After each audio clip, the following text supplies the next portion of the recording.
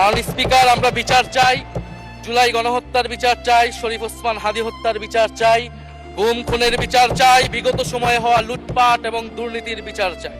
বিরোধী দলের chief whip Mohammad Nahid Islam, 184, Dhaka 11, বক্তব্য রাখুন।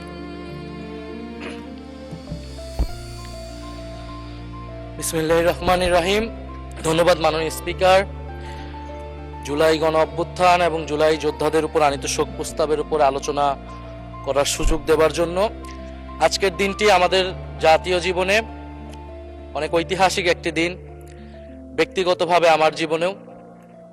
2024 সালের 5ই আগস্ট তথা 36শে জুলাই শাহবাগ থেকে ছাত্র জনতার মিছিল নিয়ে আমি এবং আমার সহযোদ্ধারা এই জাতীয় সংসদের প্রাঙ্গণে আমরা এসেছিলাম।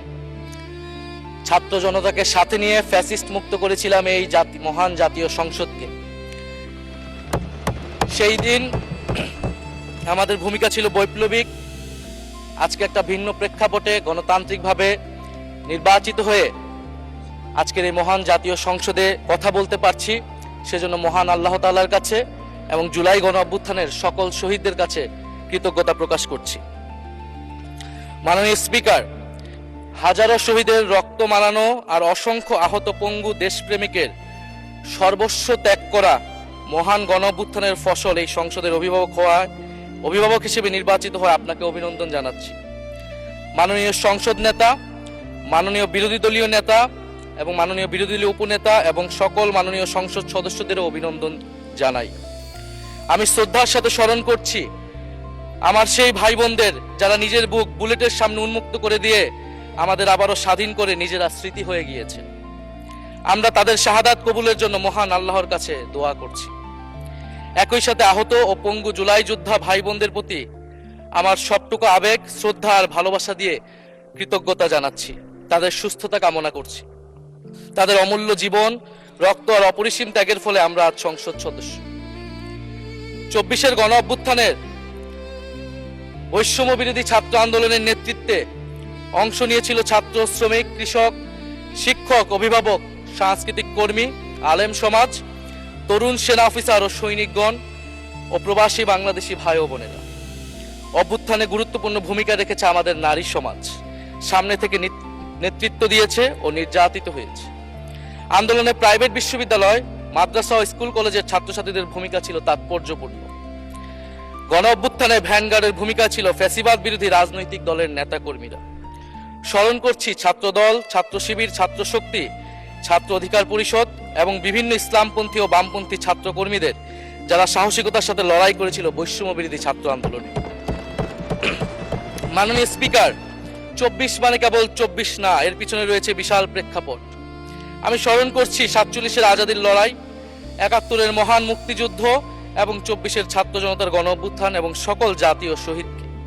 এ সকল ঐতিহাসিক জাতীয় সংগ্রামের ধারাবাহিকতায় আজকের বাংলাদেশ গৌরব নিয়ে দাঁড়িয়ে আছে। স্মরণ করছি পিলখানা হত্যাকাণ্ডের শহীদ, শাপলা হত্যাকাণ্ডের শহীদ, মোদী বিরোধী হত্যাকাণ্ডের শহীদ, ফ্যাসিস্ট আমলে গুম হওয়া ব্যক্তিদের স্মরণ করছি। 18 সালের কোটা সংস্কার আন্দোলন ও নিরাপদ সড়ক আন্দোলনে ছাত্র কিশোরদের অকুতোভয় সাহসকে স্মরণ করছি। স্মরণ করছি আমাদের ভাই শরীফ ওসমান হাদী, যিনি তার সাহসিকতার মাধ্যমে বাংলাদেশকে একটি ইনসাফ ভিত্তিক বাংলাদেশ হিসেবে গড়ে তুলতে চেয়েছিলেন। তিনি আর আমাদের সাথে নাই। আমরা ওসমান হাদী ভাইকে স্মরণ করছি, শহীদ আবরার ফাহাদ ও শহীদ ফেলানী খাতুনকে স্মরণ করছি, যারা ভারতীয় আধিপত্যবাদের বিরুদ্ধে লড়াই করে বাংলাদেশকে আজকের এই জায়গায় নিয়ে এসেছে। 24-এর ছাত্র জনতার গণ অভ্যুত্থানে মাঠের নেতৃত্বের একেবারে সামনে থাকার কারণে আজকের দিনটি আমার জন্য একই সাথে আবেগের, কষ্টের ও আনন্দের। আমাদের সংগ্রামের সাথী শহীদ আবু সাইদ, শহীদ মুগ্ধ, শহীদ ওয়াসিম, 4 বছরের শিশু আহাদ, 6 বছরের শিশু রিয়া গোপ সহ প্রায় 150 শিশু শহীদ। মাননীয় স্পিকার, পুলিশের এপিসি থেকে ফেলে দেওয়া শহীদ ইয়ামিন, সাভারের আশুলিয়ায় ভ্যানের উপরে জীবন্ত অবস্থায় আগুনে পুড়িয়ে মারা কিশোর শহীদ সজল সহ অগণিত মানুষের স্মৃতি আমাকে প্রচন্ডভাবে নাড়া দিচ্ছে। মাননীয় স্পিকার, আপনি মাননীয় সংসদ নেতা, বিরোধী দলীয় নেতা সহ সংসদের সকল সদস্য এবং আপনার মাধ্যমে দেশবাসীর উদ্দেশ্যে আরো স্মরণ করিয়ে দিতে চাই মাকে উদ্দেশ্য করে লেখা চিঠি 10ম শ্রেণীর ছাত্র শহীদ আনাসের, যিনি বলেছিলেন, একটি প্রতিবন্ধী কিশোর, 7 বছরের বাচ্চা, ল্যাংড়া মানুষ যদি সংগ্রামে নামতে পারে, তাহলে আমি কেন বসে থাকবো ঘরে? একদিন তো মরতেই হবে, তাই মৃত্যুর ভয় করে স্বার্থপরের মতো ঘরে বসে না থেকে সংগ্রামে নেমে গুলি খেয়ে বীরের মতো মৃত্যু অধিক শ্রেষ্ঠ। যে অন্যের জন্য নিজের জীবন বিলিয়ে দেয় সেই প্রকৃত মানুষ।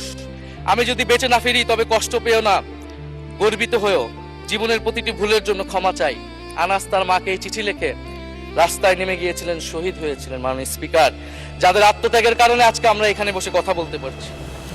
মাননীয় স্পিকার, জুলাই গণ অভ্যুত্থানের সাথে জড়িয়ে আছে দেশনেত্রী বেগম খালেদা জিয়ার সংগ্রাম ও তার আত্মত্যাগ।